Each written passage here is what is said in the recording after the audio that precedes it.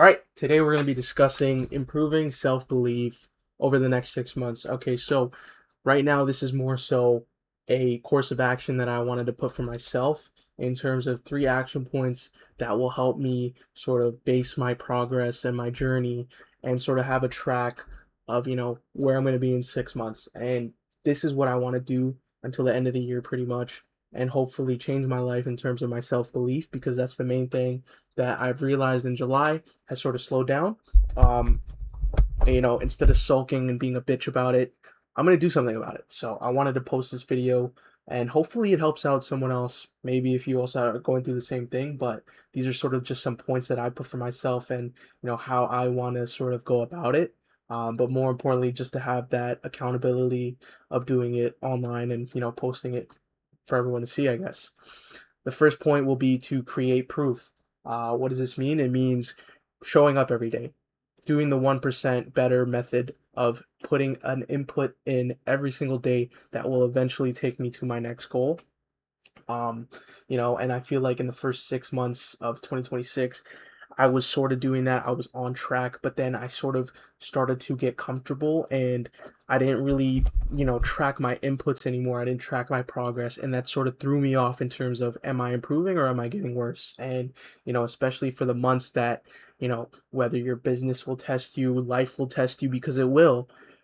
You're not going to have something to fall back on in terms of your proof, in terms of your concept, in terms of, understanding what kind of work or progress you've made. So, first step is to create proof in terms of showing yourself that you can show up every single day and do the things that you said you're going to do, whether that's push-ups, whether that's going to the gym, whether that's hitting a certain goal in your weight, trying to get leaner. For me personally, it's going to be more business wise and also physically and health wise. I want to be able to look and say, am I hitting my goals and my specific targets? Am I doing the things that I'm supposed to do every single day? And there'll be subsections of tracking that progress, but just some photos here basically showing that 1% better every day gives you a math percentage 37.78. Do I know what it means? Absolutely not. I just know that as time goes by and you go 1%, it'll start compounding as and your skill level will also go up as well, right? It's a simple concept. It's very clear and it's easy to understand. Just show up every single day, making sure you're putting in the efforts and building yourself a concept of proof to show that you've done these things, which will then lead to confidence because you can do these things. You've been working on this skill.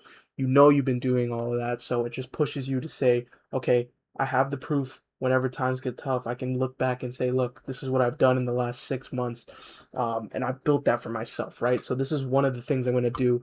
I'm going to be creating proof for myself that, hey, you tried to make a change. These are the things you're doing, and here's your proof. All right. That's the first step to improving my self belief. All right. And, again, finish it off with the quote here: confidence is the best proof of love. Okay. What does that mean? I don't know. Just show up. All right. Second, master my inner dialogue. What does this mean? Okay. I will say that in July, my internal dialogue has been horrible. And it correlates to my mindset. It correlates to the way I perform at my job, the way I perform outside of my job, the way my relationships work. I noticed how negatively it affected me and the way I speak to people. And people can pick up on your bad energy, okay? It's without a doubt. You can tell when someone's off. You can tell when someone's going through it just on the way they respond to you, the way that they talk. And I will say the last 2.5 weeks have been rough, the way that I've been sort of interacting with other people, and people are starting to notice it. And I could sit there and sulk like a bitch about it, or I can, pick myself up and do something about it. So, mastering my inner dialogue. What does this really mean to me? I think it starts with knowing and being grateful for what you have today. If you're not able to sort of be grateful for what you have today in terms of, the things that you have that give you an advantage, right? There's people that are in third world countries. They have absolutely nothing. They wake up every single day at the biggest disadvantage because they don't have the opportunities that maybe you have that you don't even know are an advantage because you don't think about it, right? So, something that I just started doing recently is I start journaling. And one of the things I do when I start journaling every day is that I'm going to write down things that I'm very grateful for and that have given me an advantage, whether that be having supportive parents, having both my hands, having a mind, having a bank account, having a car, having a job. It can be anything, anything small that you are just grateful to have that you don't even think about. All right. And what I think it does for me personally, and I think it does for a lot of people, is it puts you in that sort of mindset of being happy with what you have right now. Okay. Being grateful for what you have right now. And it gives you a mindset of like, just self-belief and happiness, right? Because it wants you to sort of it pushes you to go for other goals because you can just be happy with what you have now, and you can use that happiness to push yourself, right? Hopefully that sort of makes sense. But yeah, that's something I've started to do, is just write down my goals, write down what I'm happy about. And that is a habit I wanted to start doing, so that my inner dialogue, my inner self-belief pretty much skyrockets, because every single day I wake up, I know I want success. I know I'm lucky to be able to chase, my dreams, my aspirations. I'm able to wake up on my bed. I'm able to wake up and, drive a car, able to go to the gym, able to eat healthy, able to pursue the things you want to pursue. And having that sort of freedom of expression, that freedom in general, it gives you something to be grateful for. It lets you push yourself and just sort of connect all the dots together. But more importantly, it helps your self-belief and your inner dialogue of when you speak to yourself. You say, listen, I am that guy. I know I can do the things I want to do. I know by the end of this year, I'm going to be a lot happier. I'm going to be a lot richer. I'm going to have a lot more relationships. And it just pushes you, right? If you don't have that inside mentality, you're cooked from the beginning, all right? And I can definitely say that it's something I've experienced. When I'm down, I've realized how much it bottlenecks you in life.